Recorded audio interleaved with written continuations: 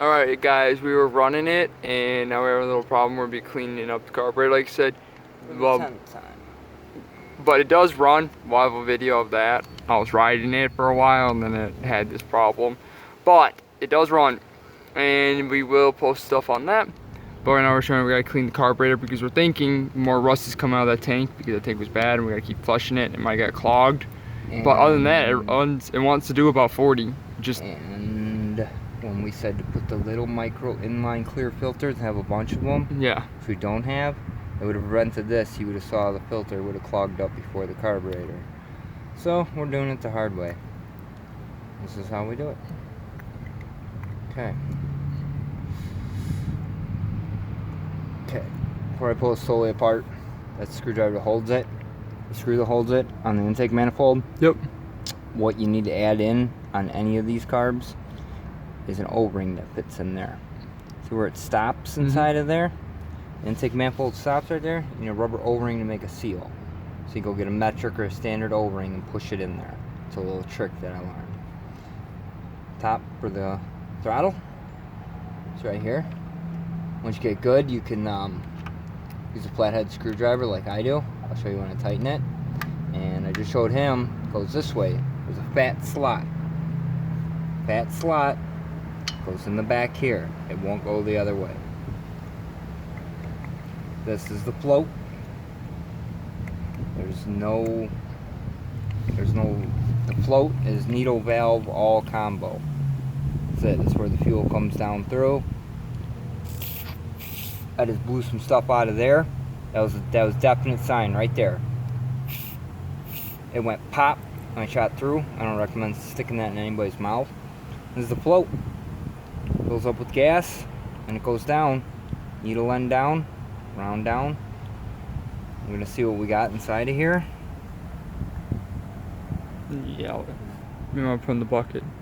Oh yeah, we do have a bucket. Hey, yeah, put in a bucket, man. I think that was our problem right there.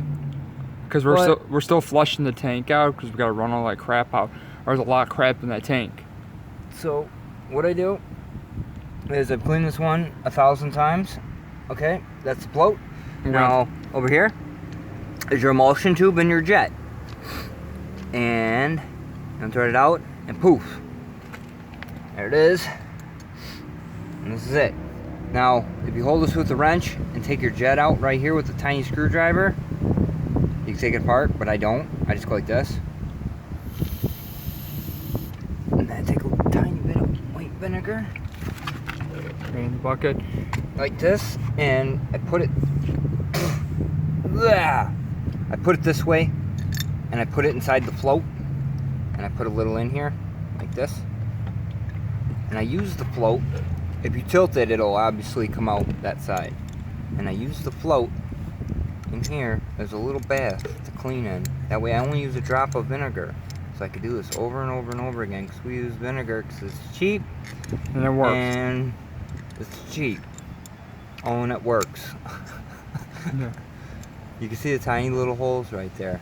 That's emulsion tube. Let's go like that. I'll stick my mouth on here. And then you'll know. You can use a bread twisty tie if you melt the plastic off of it with your lighter and use the fine wire if you need to. Or you're going to have to let this soak and take in 2 pieces depending on how bad yours is. Ours isn't too bad. Ours isn't too bad. I'm looking down in the float bowl. That looks good. I take a little bit and I take it like this. I let it pour out. It looks clear. Looks clear. There's nothing to these carburetors. They're really simplistic.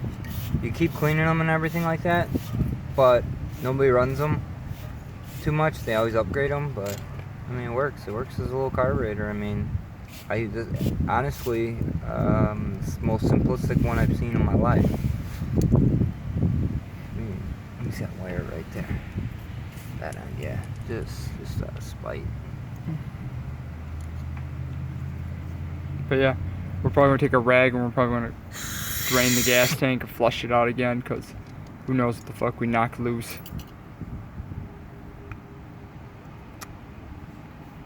I'd say this one would be a good candidate to boil it in the Dawn dish soap.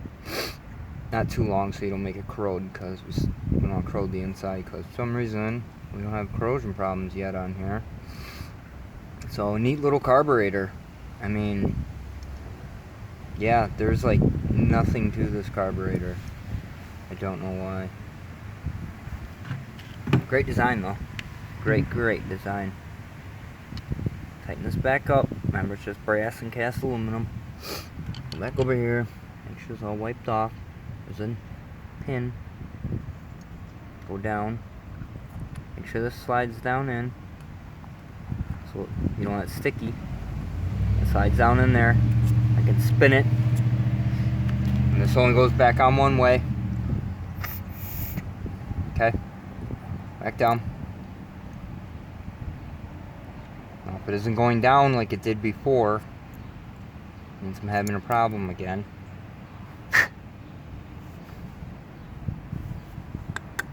Tap it, do it the wrong way, which causes scratches and stuff. Shouldn't do that. I'm gonna spin it down again.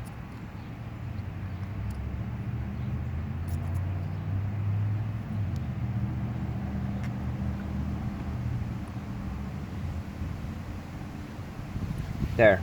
Now it went all the way down. Now you can spin it like this. Now when it's all the way down, then you put this on. Never, if it doesn't go, you cannot force it. You're done. You toast it. Always make sure your float bowl goes down. You can make this little gasket if you need to out of some paper. You absolutely need to. Pull it apart. And yours dies and you're in a pinch. Just take a really thin piece of cardboard, like your cigarette pack or something. It's not so bad. You can't use sealant because it'll eat through it. Unless you got actual thread sealant for gas lines, but I don't recommend doing that. Just take it easy when you thread these down, never force them.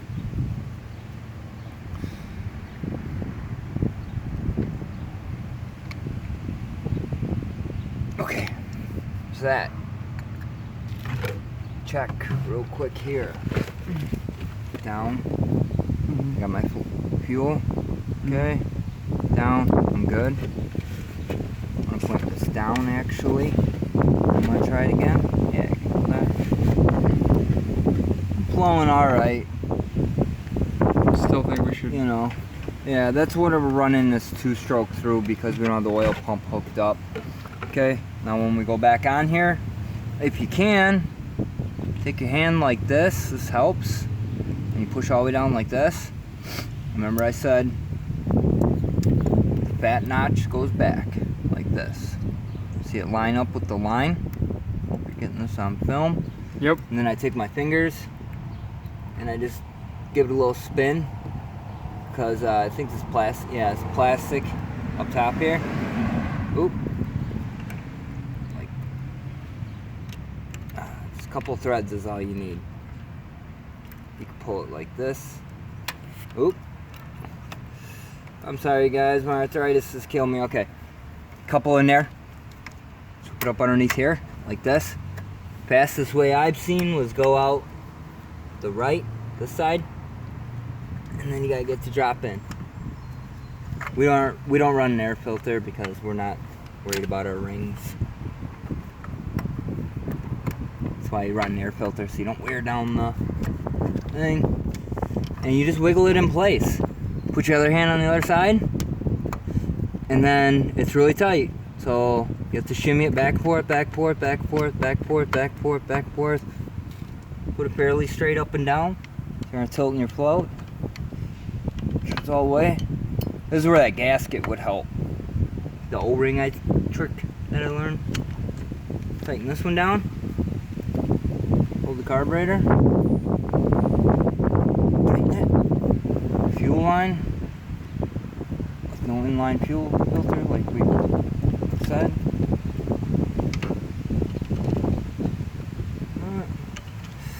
My knee is gonna kill me. Ouch.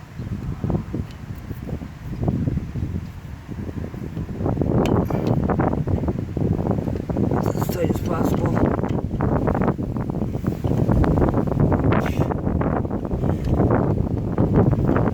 Little 1/4 inch drive Oh, I could go with that screwdriver kit from the 201. But, well, this is just so everybody learns. Okay, fuel on, switch on. All right, That's guys. on. Yeah, that's it. Let's try it again. Let's try this again.